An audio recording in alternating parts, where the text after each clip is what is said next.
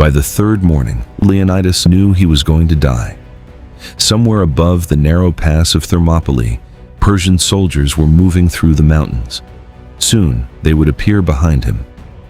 In front stood the army of Xerxes, the fighting force of the largest empire the ancient world had yet seen. Behind him, the road to Greece. And around Leonidas stood the remnants of a force that had done something Xerxes had thought impossible. For 2 days, the Greeks had stopped him. Now, the trap was closing. Leonidas could still retreat. Instead, he chose to stay. What followed transformed a military defeat into one of history's most famous last stands. But the story remembered as 300 Spartans against Persia is more complicated and far more interesting than the legend. Because the real question isn't how 300 men defeated an empire. They didn't. It's how a tiny force made the most powerful king in the world pay so dearly for victory, and why, 2,500 years later, we still remember the men who lost. 10 years before Thermopylae, Persia had already attempted to bring mainland Greece under its control. That invasion ended unexpectedly at Marathon, where an Athenian-led army defeated the forces of King Darius. Persia remained enormously powerful, but the humiliation was not forgotten.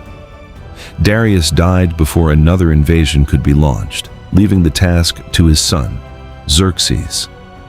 Xerxes ruled an empire stretching across an extraordinary portion of the known world, from Egypt and Anatolia, deep into Asia.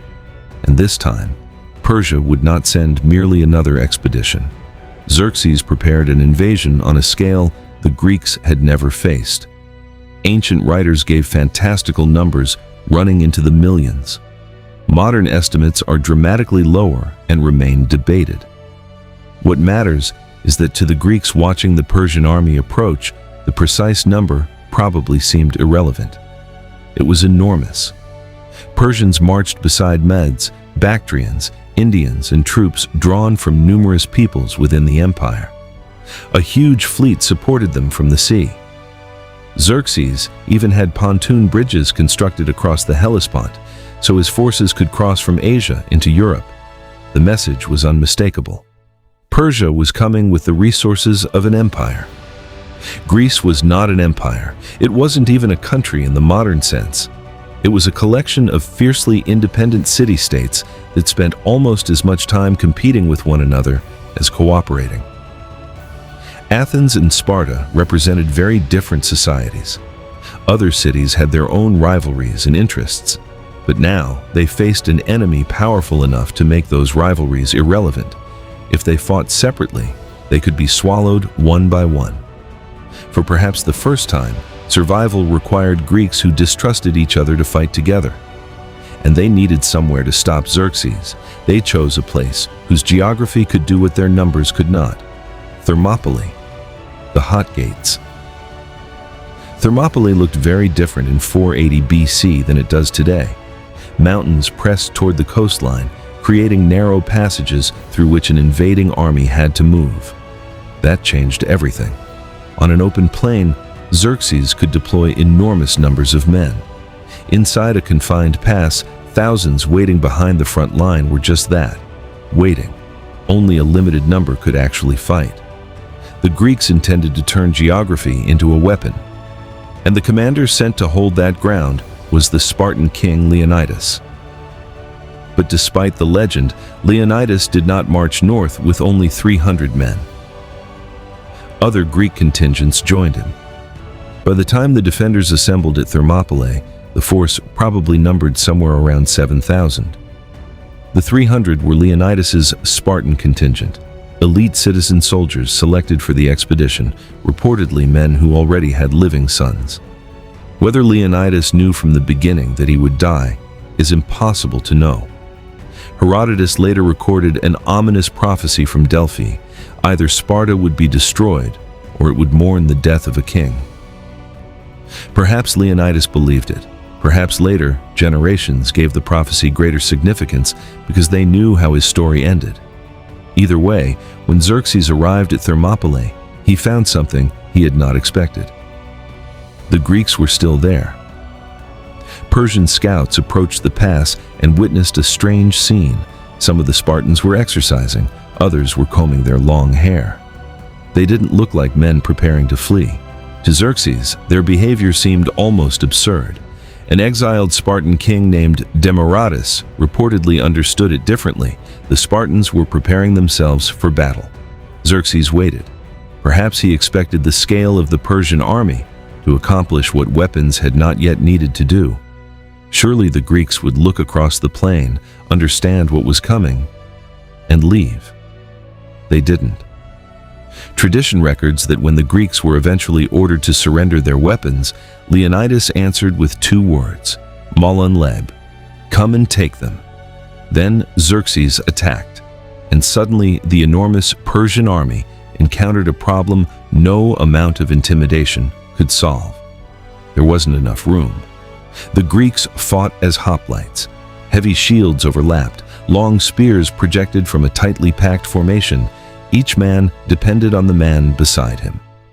Inside Thermopylae, that formation became extraordinarily difficult to break. Persian infantry surged toward the Greeks. The pass compressed them. Their numbers behind them became almost useless. The Greek spears reached forward. The shield wall held. Men fell. Another Persian attack came, then another. Still, the Greeks remained. The defenders could rotate units through the fighting, allowing exhausted men to withdraw while fresher troops replaced them. The Spartans also reportedly used feigned retreats, appearing to fall back before suddenly turning in formation against Persians who had rushed forward in pursuit. From his position overlooking the battlefield, Xerxes watched an army accustomed to victory repeatedly fail to break a force vastly smaller than his own. So he escalated. He sent some of his finest troops. The Greeks called them the Immortals, an elite Persian formation traditionally numbered at 10,000. If ordinary soldiers couldn't break the pass, perhaps they could. They advanced, and they too were stopped. For the first time, Xerxes had discovered the terrifying logic of Thermopylae. He could have thousands upon thousands of soldiers, but Leonidas had forced him to fight only a few at a time. The next day, the Persians tried again, and again, the Greeks held. Imagine what that must have done to both armies. For the Greeks, every hour proved that the impossible might continue. For the Persians, every failed assault made the tiny force ahead of them appear more formidable. This wasn't magic, and it wasn't because every Persian soldier was inferior to every Spartan. It was terrain, equipment, formation, leadership, and discipline combining at exactly the right place. The Greeks had found a battlefield on which Persian numbers could not easily decide the outcome. But Thermopylae had one weakness: a mountain path. Leonidas knew about it. He had stationed Phocian troops to guard it, and on the second day, a local man named Ephialtes approached the Persians.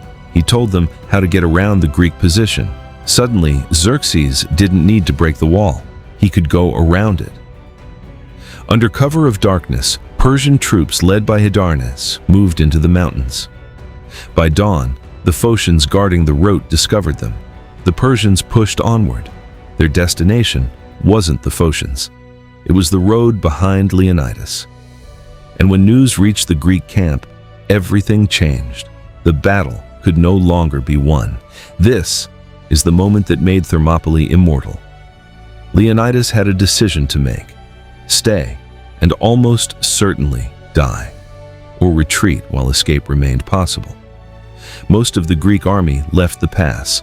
Whether Leonidas ordered them away or whether some contingents chose to withdraw remains debated. But Leonidas stayed. His surviving Spartans stayed, and they were not alone. Around 700 Thespians, led by Demophilus, remained as well, men whose sacrifice would later be overshadowed by the Spartan legend. Several hundred Thebans were also present, although ancient accounts disagree over whether they remained willingly. There were likely attendants and helots too, so this was never simply 300 men standing alone against Persia. The truth doesn't make the final stand less extraordinary. It makes it more human. Men from different Greek communities understood what was coming, and some chose to remain anyway. Perhaps Leonidas stayed because Spartan law and culture made retreat unbearable.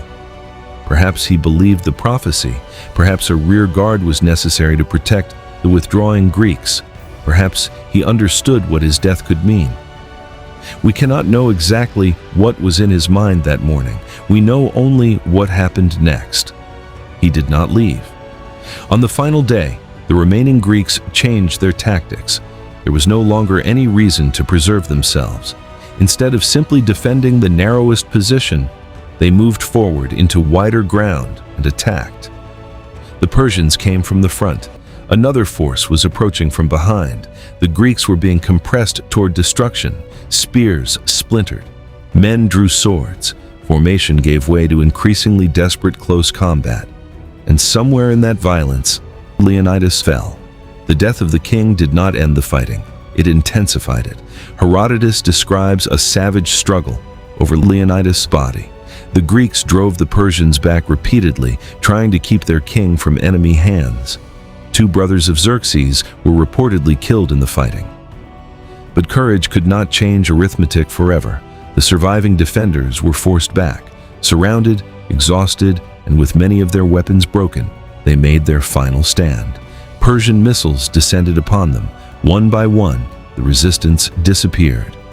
By the end of the battle, Leonidas was dead. His Spartans were dead. The Thespians who remained were dead.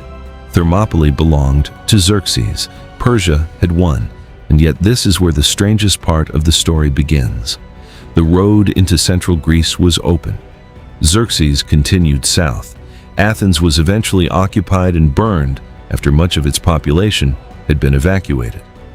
If Thermopylae had been the final battle of the invasion, Leonidas might have become little more than a tragic footnote. But it wasn't. The struggle at Thermopylae had taken place alongside naval operations at Artemisium, part of the same attempt to block Persian movement by both land and sea.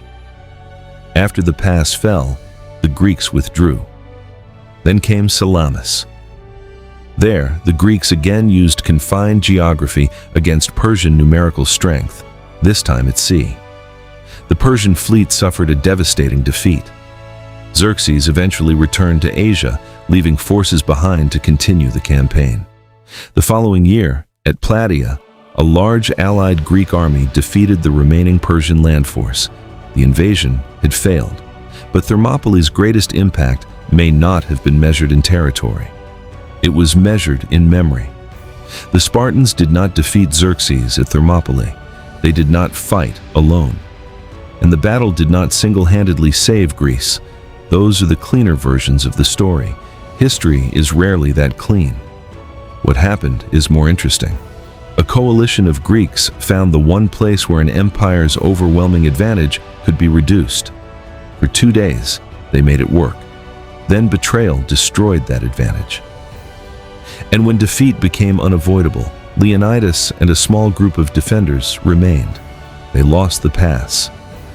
But their deaths became a story that Greece could use, a story about resistance, about refusing to submit simply because the enemy appears unbeatable, about what a few people can do when geography, discipline, and determination turn overwhelming numbers into something that can be challenged. After the war, an epitaph associated with the fallen Spartans captured their story without boasting of victory. Stranger, tell the Spartans that here we lie, obedient to their laws. There is something remarkable about that message. It doesn't say they conquered Persia. It doesn't even say they won. Because they didn't. They simply stood where they believed they were required to stand. And perhaps that is why Thermopylae survived when thousands of victorious battles faded from memory. Xerxes took the pass. Leonidas lost his life. The Persian army marched onward. Yet more than 2,500 years later, when people speak of Thermopylae, they rarely begin with the victorious king. They remember the men waiting for him at the hot gates. And that may be the final paradox of the 300. Xerxes won the battle. Leonidas won immortality. If you enjoyed this story, subscribe to Historic Vaults for more epic battles, lost civilizations, and moments that changed history. And tell me in the comments, which battle should we uncover next?